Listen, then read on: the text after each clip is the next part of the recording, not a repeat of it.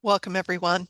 I'm Luann Fortune, and you are joining us today for a 1-hour session on leading a mindfulness session. And it's brought to you by my colleagues, our advisory committee for our Mindfulness Moments program at Saybrook University. And I'll mention that in just a minute. But first of all, I want to introduce my colleagues. I am Luann Fortune, and I am a faculty in the Department of Mind-Body Medicine, and I've been at Saybrook. This is my 13th year. And Sandy, you want to introduce yourself? Yes, thank you, Luann. So hello, everyone. My name is Sandy, and I'm currently a fourth-year PhD student in the Mind-Body Medicine program. And some of you may have seen me around Saybrook, but I've been helping with TAing for our Mindful Moments program for the last couple of years. So I'm really happy to be presenting with my colleagues today. And I think I'll pass it on now to Shannon to introduce herself next. Hi, everyone. Welcome in. I'm Shannon McLean, and I'm a core faculty member in the Mind-Body Medicine program. And I've been here with Saybrook for about 5 years as a faculty member and 10 years in total as a student before that. So thank you, and I'll pass it over to my colleague, Cliff. Hi, thank you, Shannon. I'm Dr. Cliff Smythe. I'm also core faculty member in the Department of Mind-Body Medicine. And I did the program and I've been teaching in it for 6 years, and before that I was a student for 8 years, so a long time with this wonderful program. And that brings it to me. I am Celine Cuman Vega. I am also core faculty here at Saybrook and a professor and also a psychotherapist in Santa Cruz, California. I bring a lifetime of movement and dance to this work, and really excited to be bringing it all together here with my colleagues. Thank you, Celine. I'm going to guide us through an introduction very quickly. First of all, a little bit of background. You've met us now. Some of you who've joined us on a regular basis might know our faces and our voices. We have been offering mindfulness moments since the spring of 2020. So we're coming up on our 4-year anniversary of offering this program. And the way it came up for us was that we were at the front door of the pandemic back then, and we saw it as an opportunity for us to share something that we taught, but we also did, and we used in our various practices, in our professional practices, with our communities, and you all are part of our community.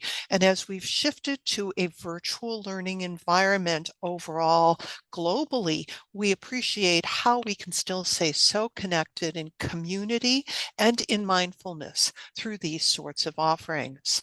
Over the time, people have come to us and said, well, how did you learn how to do these circles? And for many of us, it was organic. We learned how to do it in our professional practices or our community practices. We teach principles around this, and we know the research really well that supports mindfulness, but we've come together and we continue to learn from each other. The purpose of today is to offer you some of our guidelines and what has worked for us. They are by no means the only ways of approaching things, but they are ways that have worked for us, and they are also the beginning of a conversation. So what we're going to be doing today is we'll go over very quickly some of the principles, and I'll talk a bit about a model, because even though we might think about the heart of leading a mindfulness practice, whether it is 60 seconds at the beginning of a meeting or 60 minutes that you're offering as a meditation circle for your community and your friends or your colleagues, there are still structured ways of approaching it that we think work, and that structure can inform function. Cliff's going to speak about preparing the practice and the substance that go into different content and different ways, different lessons that come across in practices, or simply just different guiding approaches. Celine's going to talk about the importance of creating safe space because we're asking folks to join us in community. And we think it's really important to be mindful of what a precious container this is that we're attempting to create. And then to feed that, Shannon's going to talk about breathing mechanics, which are the heart of so many mindfulness practices, and take us into a moment of self-reflection. Sandy's going to finish up with the important component of technology, recording and sharing those recordings. And then we realize that this is going to take us probably right up to the hour if we don't have much time for questions. And we will stay on for those who can. You can email us as well. So really quickly, I'm going to go through some things that we consider to be really important principles. First of all, we think it's very important to choose a practice that you're familiar with, that you know well yourself, that has meaning for you, because it will come through in your conveyance. The point about lineage, for those who were with us earlier, is to attribute appropriately where it comes from. And that might be at the beginning of your session, saying something as simple as this relies on the MBSR approach that was popularized by John Kabat-Zinn, and before John brought it to us, it's found in the tenets of Buddhism. It could be something as long as we were speaking earlier about client-centered work and Rogerian principles. It could be acknowledging your own individual teachers, but we do think it's important to offer that up as scholar practitioners, showing attribution as well as showing gratitude for those who've come before us. So we think that that is important. We also think that we come through authentically as ourselves, and whatever the words are that sound right for us. And this is based on some of the principles out of Jean Gendlin's work about focusing, about finding the right words. And I know Cliff is going to talk about that too, about the importance of tone, the words you choose as feeling right and conveying your inner sense, because our words connect us from the inside of us to the outside of us. The third point that we think is so important is to be mindful of your audience, to know who you're speaking to and know what is appropriate for them. In particular, mindfulness has so many different cultural connotations to it. And in some places, you might not even call it mindfulness. You might call it a contemplative practice. You might call it a prayerful practice. Be mindful of what your audience can respond to and what's comfortable for them. That is one of the first places of asking people to step into space that's safe for them. So to prioritize their experience, remember, as a leader, it's not about you. You're the facilitator. We're here to facilitate the experience for others. And that, of course, has to do with respecting cultural traditions. So I'm going to launch into the piece that I thought I could bring to the table, which is about the model. I'm a body worker, and I've been a practicing body worker for almost 30 years. And something that I learned and I taught while I was teaching massage therapy was the importance of following 5 steps. And these are steps that I have found serve me well as a teacher, as a workshop facilitator, and in many ways in my life. So the first one has to do with creating the setting. And for me, part of creating the setting is also knowing who the audience is and why they are coming to the circle that I'm trying to create to begin with, to establishing parameters around that.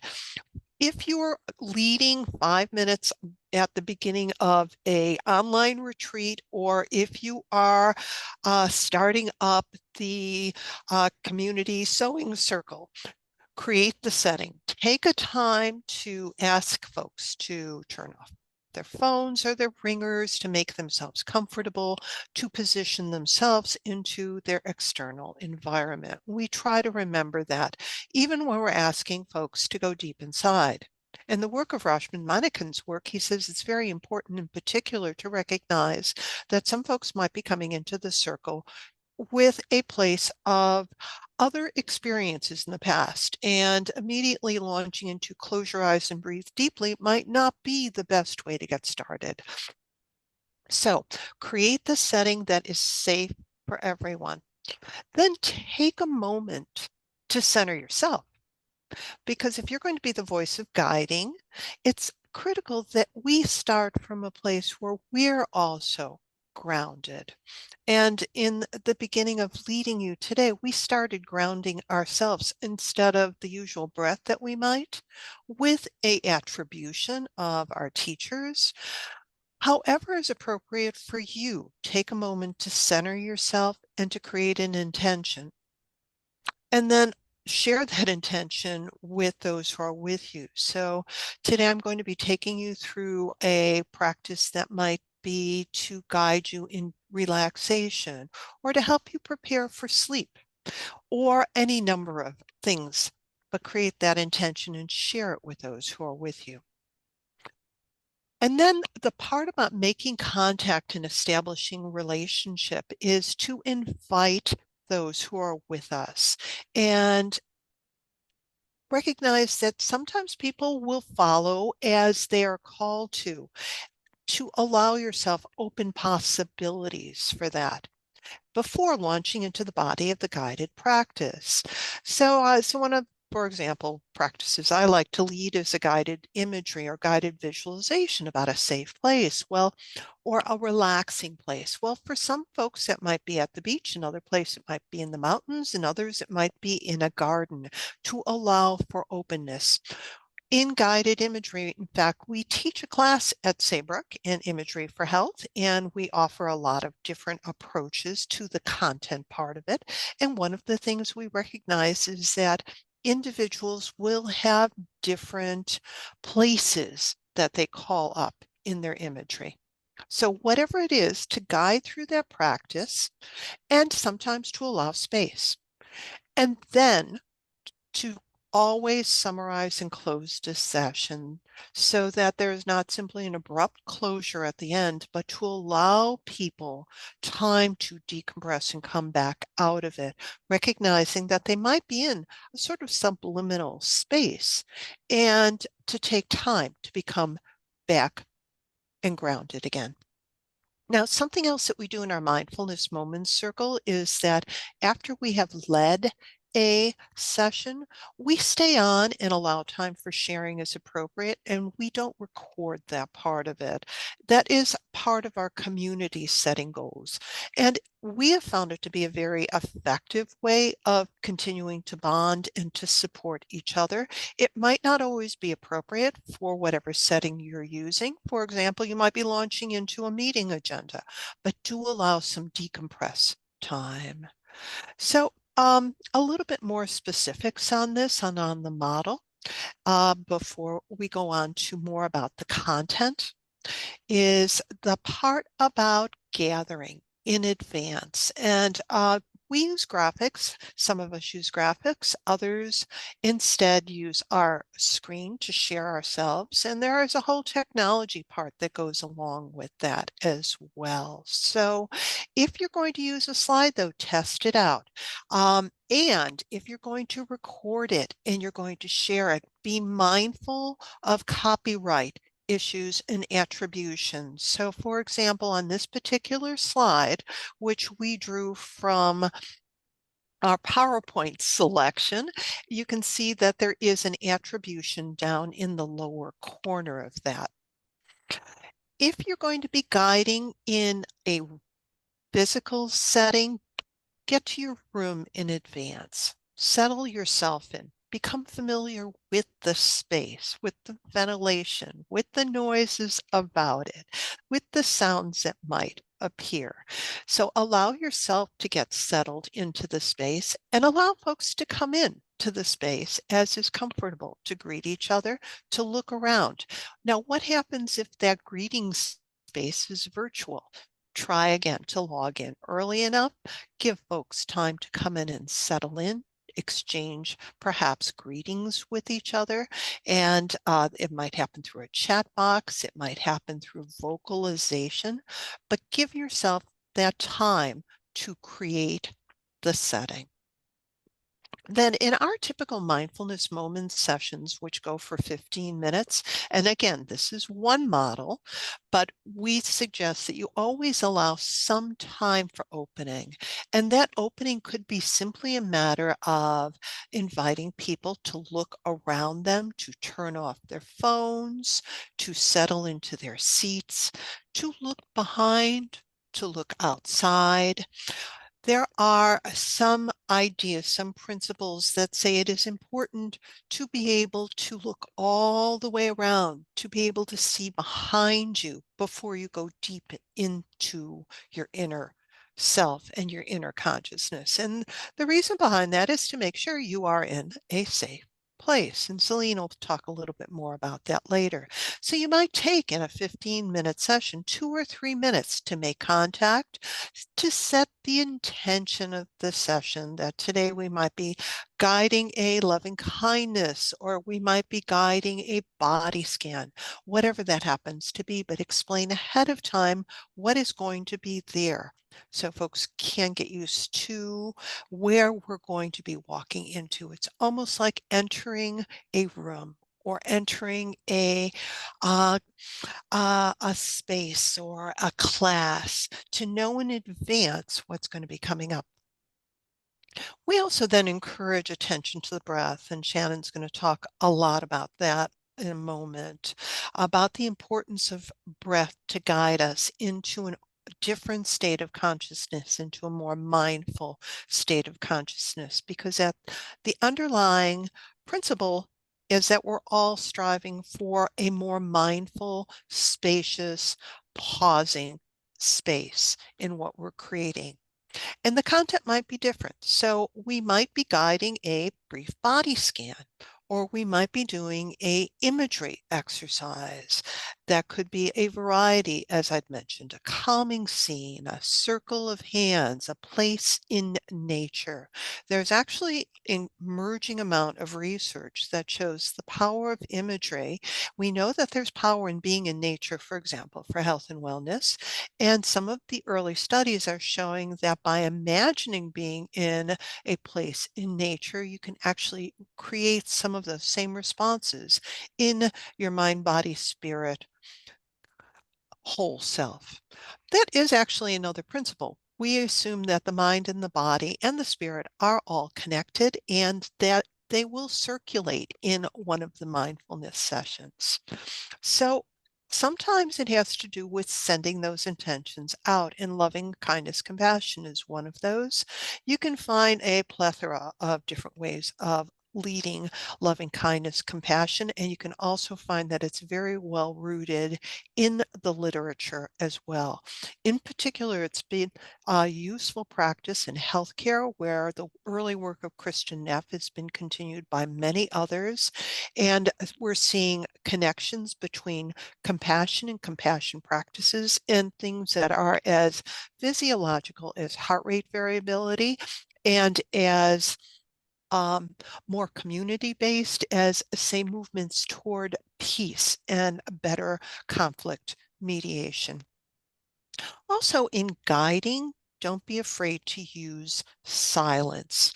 So silence is one of those opportunities for creating pauses, but you also would want to check in with folks periodically, or you would tell them, now we're going to take a minute for breathing together, and I will pause in my vocalization. I will be silent and allow that to permeate our time together.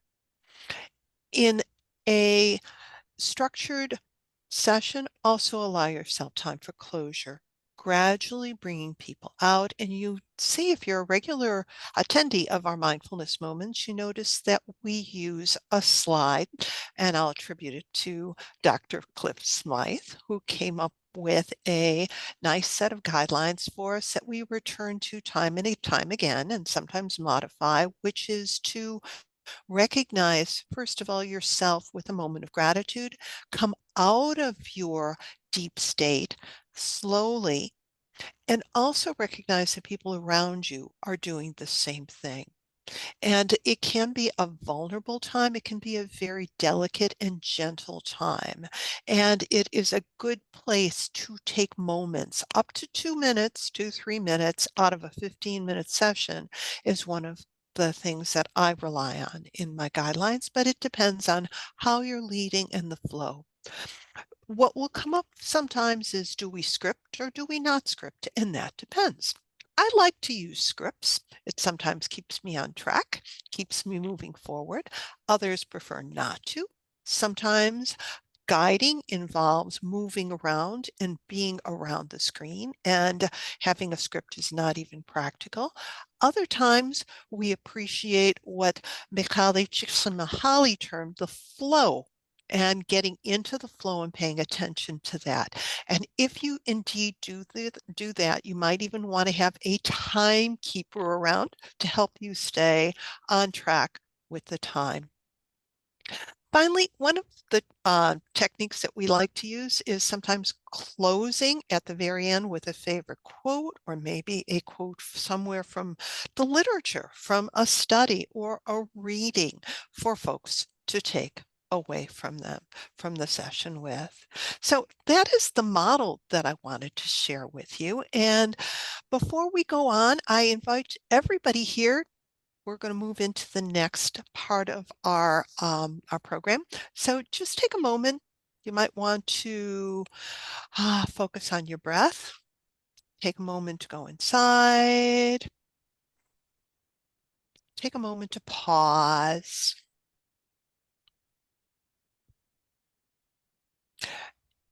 And you might just want to reflect on some of these ideas before we go on to the next part.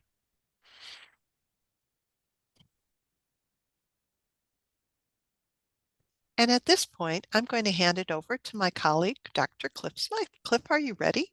I'm ready. Thank you, Dr. Fortune. That was wonderful. Really sets a lovely grounding for our session here with the principles and the outline. And I think probably part of my job now is just to address some of those in very pragmatic ways in terms of how one prepares for one's leading the meditation, for crafting the meditation. So as Dr. Fortune said, we really want our presentations to be authentic.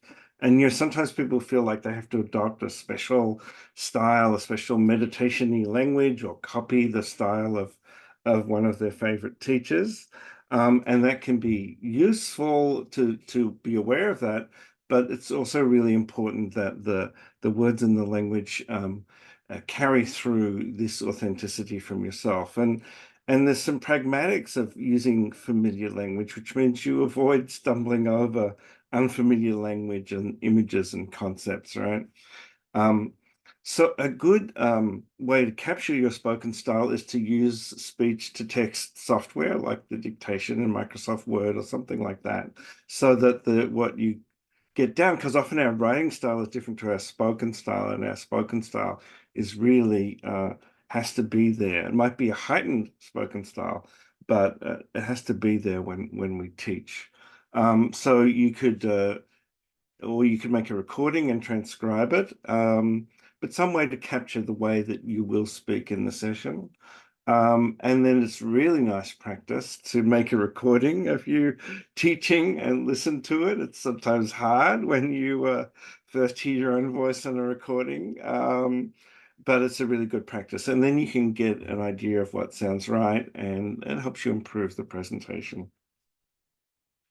As Dr. Fortune said, it's really important to research the practice and to try variations so that you can look and see, is it from a particular tradition, and find out about the background. Taking the example from Dr. Fortune of loving kindness or metta, then you might look at Sharon Salzberg's book on loving kindness, or look up the Metta Sutta online and see what has come down from the Buddha's time. Because there are different ways of teaching loving kindness, for example. So that tradition, and then maybe you look at stuff online that's going to be variable in quality, And that's good too, because you can decide, oh, actually, I don't want to do it like that, or actually, that is really useful for me. So, there's a lot of learning in looking at variations, and then you'll realize what you think will work for you, and as Dr. Fortune said, for the people that you'll be leading. That looking at the different kinds of practices, variations can help you understand what creates what kind of effects, what kind of images and how they work, what kind of words and how they work. And then if you ground yourself in a practice, then it really adds to that depth that you can bring. So and finally, in the variations and the preparation is if there is time to talk afterwards. Sometimes people do have questions about technique and skill, and you want ideally to be able to, honestly address questions that come up and be able to enter into a dialogue with people. So again, familiarity with the practice is really useful. So, and then of course, flowing on from that, right, is to do the practice yourself many times to make sure that you're in touch with the practice that you're teaching has that experiential embodied base to it. Because, we often experience a new practice and go, wow, that's great. I'm going to teach it next week, right? and and really it's better to slow up a little bit and investigate and practice and really come to be able to embody the practice. And really part of embodiment is reading it aloud for me. So as Dr. Fortune was saying, sometimes it's appropriate to have a script. Some of us like working from a script, some of us don't. I really encourage people to have a script, even if you teach live or you're moving around the room or whatever, just so that the words and the phrases are really more available. They can come to the tip of your tongue if you need them. You have a sense of what you the kinds of things you're going to say and how you're going to say them, so that and sometimes we like I did a moment ago get a little kind of stuck, and sometimes it's really nice to have something to glance down to, no matter how many times we've rehearsed. So I encourage you to have a script, even if you don't look at it at all when you actually lead the practice. And then in revising and improving the text, you find the places where the meditation makes sense, or where you're tripping over words, or where. So also, if you have a script, you can notice when you're going off script deliberately, and then you have to be doing those things about, well, this is going to take longer if I go down that road, and does that image work with the other images? So if you have a script, then you also know when you're improvising away from it. And yeah. And the big function of having a script and reading it aloud is to check your timing. So often I put just too much in the meditation, and I'm taking stuff out and taking stuff out and taking stuff out. So, you don't want to practice to be rushed. If you bring people to an internal space, to insight, to relaxation, so that means leaving those times for pauses. So the timing is so important, and having a script can help you prepare your timing. Which brings us to pacing. And the speed of the teaching, and I know Dr. Vega is going to talk about this some more about tone, but the speed of the teaching really is important to get right, so that you bring forth the possibilities of relaxation or spaciousness or awe or insight.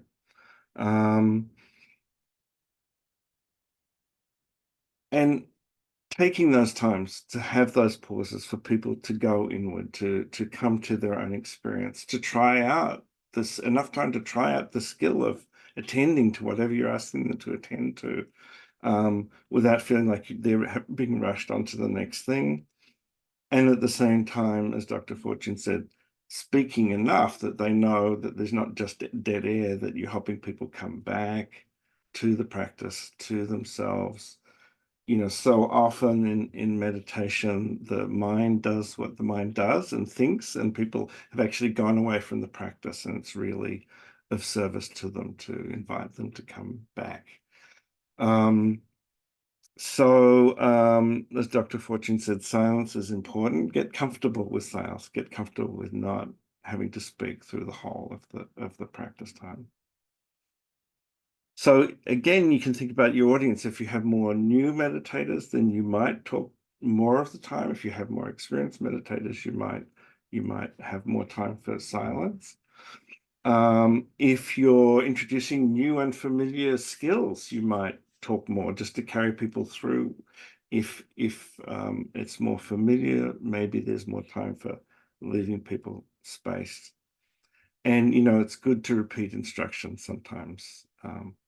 Just allowing some silence and then repeating what it is that you're suggesting people do. Tone, Dr. Vega will talk more about tone as well, but really the whole thing about calm and using your voice to bring calm and awareness and introspection, and also bright enough at times and maybe varying the tone enough that you stop people from drifting off or invite them to not drift off, or to signal something new, a next step in the presentation.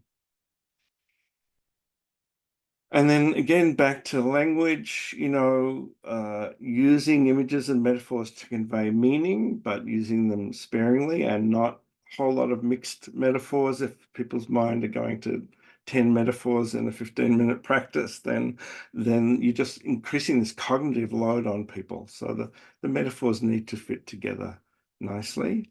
And sometimes, again, as one sees sometimes with people writing poetry too, sometimes people want to go flowery and use archaic language. And I often think when I'm preparing my meditations of modern poetry, which is really using everyday speech, but at a heightened level with attention to rhythm and the sound of words and using some imagery and metaphor.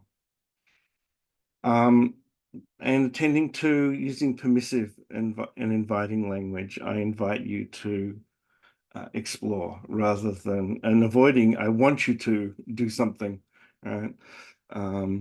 If it's comfortable. And I often explicitly invite people to be non-judgmental about their experience and their practicing something, especially when they're doing it for the first time. There's nothing people have to do or have to be able to do. And then you might use precise but non-technical terms for anatomy and physiology. I think about, sit with a straight spine, right? But human spines aren't straight, they're curved. It gives them their strength and flexibility. So maybe, and people might strain to do that, to produce that. So maybe it's sit with a sense of length in your spine, a long spine and comfortable. So you can be precise and evocative and using metaphors and imagery. So then, ways to be evocative. And then finally, you may include questions that promote insight. So that's all I had to say and share. And I welcome my colleague, Dr. Celine Kuman-Vega, to carry forth. Thank you, Cliff. So we're talking a lot about what you're going to be doing to bring what you're presenting or leading or guiding to the folks you're leading and guiding. But really, we have to start with ourselves. In fact, a lot of what I feel like I'm doing when I lead a practice is I'm doing the practice and I'm describing for my audience what it is that I'm doing in a way that invites them to join me in that. But I can't do that unless I actually am in that state that I am attempting to evoke. So the first step, really, before anybody's even there, when I'm by myself preparing for the practice that I'm going to lead, I want to do something that is going to help me get into that space. And that really varies. Different people have different ways of doing that. It could be as simple as sitting down and closing your eyes and breathing, focusing in on your breath. It could be taking time, making sure you have time before you do this to go outside and be in nature and sniff a few flowers or the rosemary that's growing or whatever it is that allows you to connect with yourself and your environment in a deeper way than we generally do in our day-to-day moving through the world, social. Even if we're not being social out there, often we're engaging with the world in a different way than we're attempting to do in these kinds of practices. So we want to shift into that way of encountering ourselves in the world in order to prepare for taking other people into that space as well. So you can find your own ways. You'll know if you have been practicing at all what works for you to do that. Is there a safe space you want to imagine? Is there just the breath? Is there a little bit of movement that you want to do? Sit and stroke your cat. Whatever works for you to bring you into a sense of presence and self-regulation. You're regulating your own nervous system, because a lot of what we're doing here is communicating in many nonverbal ways that regulation that we're doing with ourselves, kind of radiating it out to the people that we're with. I want to say we've been talking a lot about how we do this online because we've been doing it that way since 2020, but these guidelines work in live settings as well. It's a matter of looking around to see how can you do in that live setting the kinds of things that we're talking about doing here on Zoom or some other internet-oriented way of connecting with people. So you want to breathe somehow, you want to connect with your breathing, maybe slowing it down, doing whatever it takes to regulate your system, connecting with your body. Because although we're evoking these different states of consciousness with words often, sometimes with music, but those states of consciousness are in our body as well. This is mind-body work. They're not two separate things. So as I work with my mind and my nervous system, that nervous system is part of the whole body. How do I connect with that? How can I best make sure that I'm not just a disembodied bunch of words speaking to people, that I'm coming from a wholeness in myself, that again, I'm radiating out and inviting other people to join me in. So the techniques to shifting our states of consciousness are a really important part of what we're doing here. We've been talking about how do I do it myself in order to prepare for the practice. But then I really want to think about how I can begin to help the people I'm working with shift states. You may notice I have just started speaking a little bit slower, because that's part of that process of shifting states of consciousness. When we talk about pacing, we're not just talking about how much time there is between the different sentences that you say. We're talking about even how you might stretch out the words that you're speaking, and how you can move into those words gently, rather than talking at a fast clip and talking the way you might if you were just describing something, right? That was probably jarring to hear me shift like that.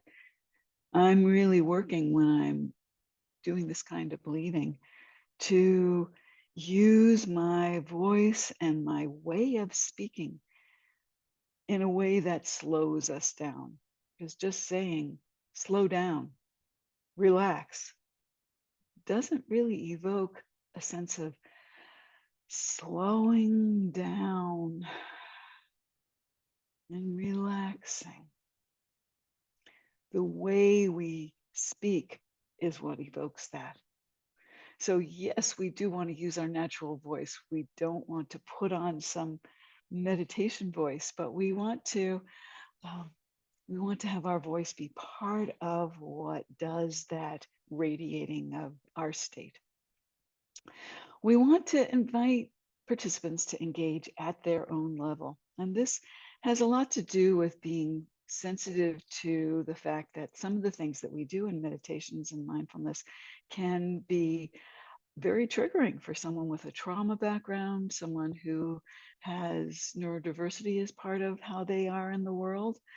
And so we're thinking about first of all, being very invitational, not ever, as Cliff said, not ever telling someone to do something, but rather inviting them, opening up a space of possibility, being aware that sometimes breath and body connection can be anxiety provoking. So we might find other ways to invite people in, using sound, using movement, using something very specific about being aware of one's hands or one's face, relaxing those places. We want to maintain awareness of the participants who are with us. And it's a little harder when we're doing it on Zoom. When you're in the room with people, you can be watching to see how are people responding. If you're seeing their faces on Zoom, you can see that too.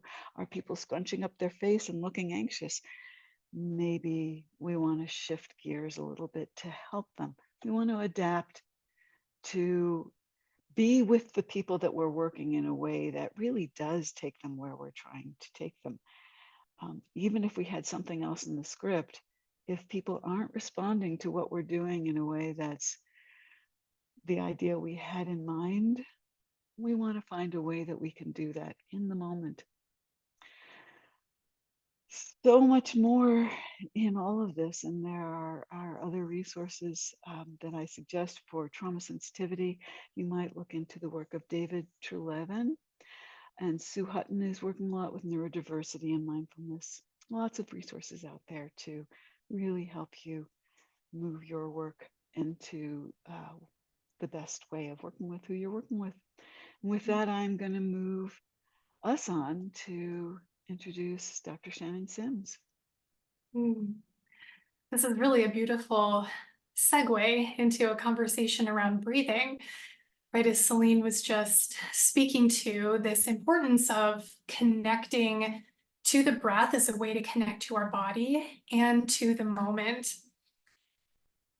And to attribute these words to a dear friend of mine, Reverend Sat Jayananda, who says, if you've lost the breath, you've lost the moment.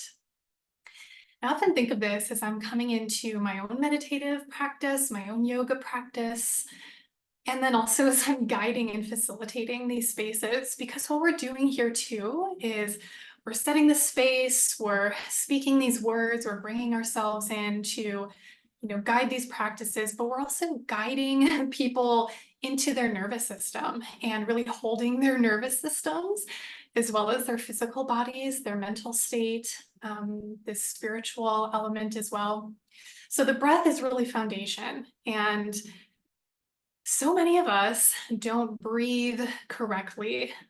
And there's lots of implications for this, right? That this can really cause us to be in a more fight or flight stress response. It can increase our anxiety. We can feel that our blood pressure is elevated, our heart rate is up there, our oxygen levels are decreased, impairs our cognitive function, can reduce our immune system functioning, lead to digestive issues.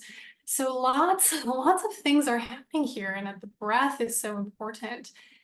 From a mind-body perspective, I mean, we've really been talking about this the whole time in this session, but the awareness of the breath is so important as an aspect of guiding any sort of meditation or mindfulness session, because it links the physical body with the mental states, and teaching your participants or encouraging them to cultivate awareness of the breath is also cultivating this mind-body connection.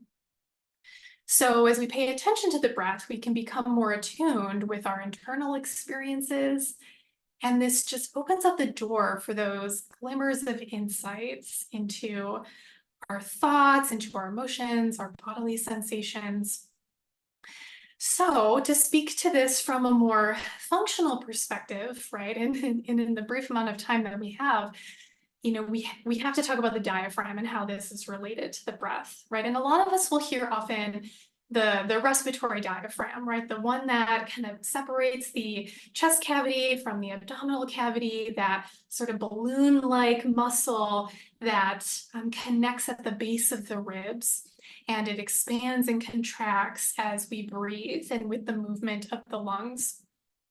So yes, absolutely. And we also have a second diaphragm, which is the pelvic diaphragm. And so that pelvic floor diaphragm. So these two are working in concert with each other. As the respiratory diaphragm contracts, the pelvic floor diaphragm relaxes. So when we breathe in, there's a contraction of that respiratory diaphragm. And so the pelvic floor is relaxing. And then as we exhale, that respiratory diaphragm is relaxing and the pelvic floor is contracting. So we're going to get to feel this a little bit here in a moment, and wanting to guide a bit of a somatic practice here and really feeling the breath in a sort of 360-degree way. So we'll hear a lot of the times, and the instruction or the invitation to breathe from the belly, or to belly breathe.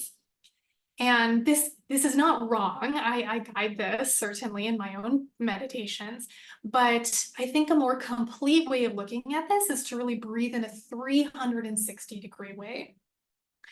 So I'll just invite you here for these few moments to actually put your hands onto your body, onto your ribs.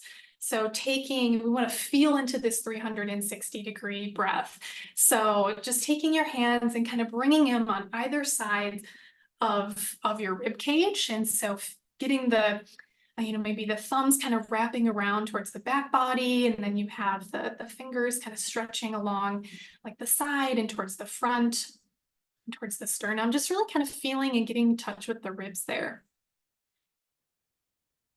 And in these moments, just as I continue to speak to these concepts a bit more, just begin to breathe and encouraging yourself to feel into and kind of expand the ribs in all directions.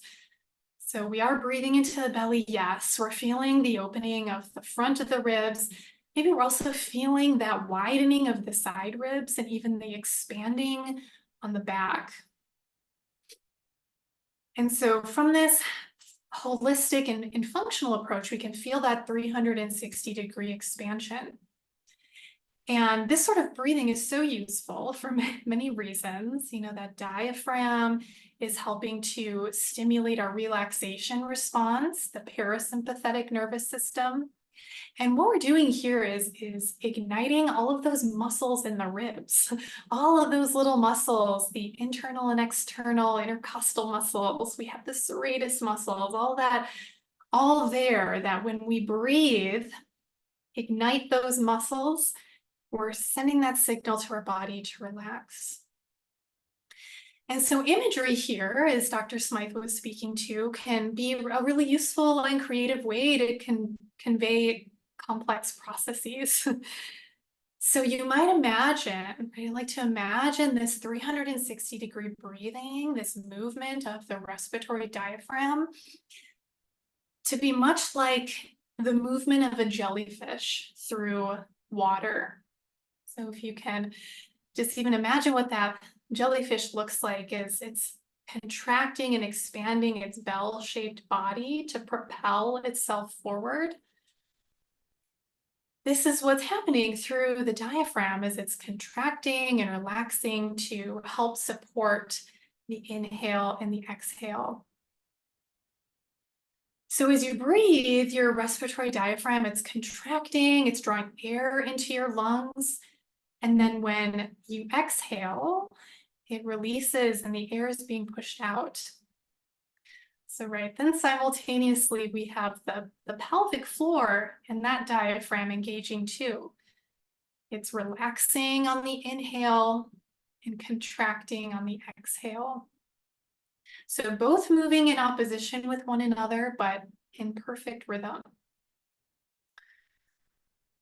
So this jellyfish breathing can be a kind of useful way to, and it can bring in some of these really a functional way of viewing and experiencing the breath. So you can release your hands or continue breathing in this way if it feels comfortable for you. But we'll shift now into speaking a bit about how to hold yourself in the moments after you lead a meditation.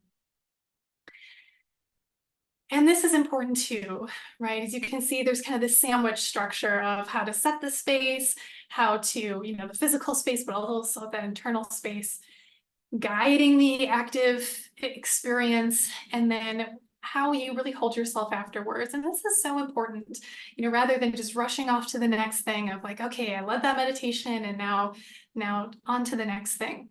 But pausing for a moment or a few moments and really harvesting the learnings of that session. How did that go for you? How did you feel during that? What did you notice as you were tuning into your participants, as Celine was saying? What was landing for you? What made you maybe feel uncomfortable? So just kind of taking that time to reflect and jot down some notes on what you learned, how that went. And just see if there's, anything that you want to maybe change for the next time. You want to make notes on that script, what felt useful, what was spontaneous that came forward that you want to add in to possibly improve this for the next time. We're always learning, we're always improving on our experiences here, just as we encounter different ways of being and feeling. And all of this through self-compassion and kindness. There can be that tendency to judge of like, oh, well, I paused too long there, maybe didn't pause long enough. And, so inviting that inner critic to step aside and come into this with, some loving kindness around what this was like for you. So just a few notes on that, and I'll hand it over to Sandy to speak more on really this technology piece. Thank you, Shannon, and for that lovely experiential practice that was very needed. So hello, everyone. I will be going over the technical logistics of facilitating a mindfulness session and the tips and practices that I will be sharing with you. We've been experimenting with them for actually the last couple of years, and we found the ones that really help support our Mindful Moments program. So I just wanted to preface that all of these tips and practices are geared for virtual sessions, so please adapt them accordingly if you're going to be using a different platform that is not Zoom, or if you're going to bring them into your in-person sessions. So starting off with logistics, it's best to arrive at least 5 to 15 minutes early so you can get settled in and make sure your Wi-Fi is stable in case if there's any weather conditions going on. And if you do have at least one person or a team that is supporting you, this is the perfect time to designate the roles and to assign your co-hosts, such as people who will be responsible for spotlighting, for recording, and for monitoring the Zoom chat box for any questions or comments that come in. And then moving into the Zoom features, these different options are really great to do right before you start the recording of your live session. So the first step is to spotlight the facilitator, which we've been doing throughout this entire presentation today. And this is really beneficial if you are recording and you want to protect the privacy and confidentiality of your participants. So only the spotlighted facilitator will be showing up on the recording. Now, the next two features, these are optional depending on what content you are presenting in your session. So as my colleagues have touched on earlier, you can share your screen to display visuals, which can be presentation slides or an image that can really help support your session. And this is really great if you're doing any meditative session where you're inviting folks to keep their eyes open and soft focus as they gaze at the image in front of their screen. Now, the last feature, again, it's optional if you would like to use any sort of audio or a video to really enhance your session. But what's important about this is that you have to share your computer sound first before you can play the audio. And I have a picture of that up on the top right, where you have to click on that feature in order for your sound to come across clearly to all of your participants. So once you've tested all of that and you've got all of that settled down, then we can move on to the next step, which is recording. Zoom provides two different options, which is to record to the cloud and record to the desktop. In the past, we've learned that it was best to record to the cloud to make it for easier access. So you will be receiving an email in your inbox with the Zoom recording link, and recording to the desktop might be a little bit difficult to locate, especially if you have limited storage on your computer too. So this is why we opt to record to the cloud. And speaking of storage, unfortunately, Zoom does remove their recordings after 6 months, so it's not ideal for any long-term storage. So if you want to go back to your recording time after some time, consider these 3 different platforms that we have here. And these are the ones that we use for our Mindful Moments program. So for the first 2 platforms, OneDrive and Canvas Studio, this is available to all Saybrook members who have a Saybrook email. So the OneDrive platform, I have a screenshot of the image right at the bottom left, where you can create folders and organize all of your recordings according to their date. And OneDrive is great for uploading short and long files up to, like, I think I've had 1.5 hours uploaded on there before. And then Canvas Studio is another free alternative platform for uploading recordings to the library. And what's great about this option is that it does provide the ability to generate a public link that you can share with folks, or you can directly embed the recordings in your Canvas core shelf. Now, the last platform is YouTube, and this is more geared towards sharing your recordings to the general public. And if you want to make it accessible to a wider audience, especially if there were folks who couldn't attend your live session. So this is a nice platform for that. And you do have the option of making your videos private or unlisted if you only want to share the recording with some select individual. So I think if April hasn't done so already, she will be dropping the handout for this slide in the chat. And I encourage you all to explore these tips and practices to see what really works for you. So moving on to the next slide. If we can get to, yes. There we go. So on behalf of the Mindful Moments team, I just wanted to thank everyone for coming. And we are going to be resuming our Mindful Moments offering starting again next Monday. And we're going to be continuing until the end of the spring term, until April 15th. We have the Zoom link listed up there if you would like to drop into our live sessions. But if you can't, we do have our YouTube link right here where all of the recordings will be uploaded onto our self-care YouTube channel for you to access at any time. And I think April will also be dropping our flyer into the chat so you can access all of these links. And going to our final, or second to the last slide, if you have any questions, all of our emails are listed here if you would like to have an in-depth discussion about our presentation for today. And I will be handing it back over to Celine to take us for a closing of this session. Well, thank you, everyone. I have such a sense that we've just opened the door to so many other things that we could be talking about in this. Just let all these thoughts and tips and ideas and any responses that you had as you were listening reverberate inside. And perhaps take a moment to remember that this is a process, an ongoing process. We are always learning and finding new and better ways to do this work of bringing ourselves and each other and whoever we can help into this place of mindfulness and wholeness in ourselves. Let's just take a moment here to breathe that in. And I want to thank you all for joining us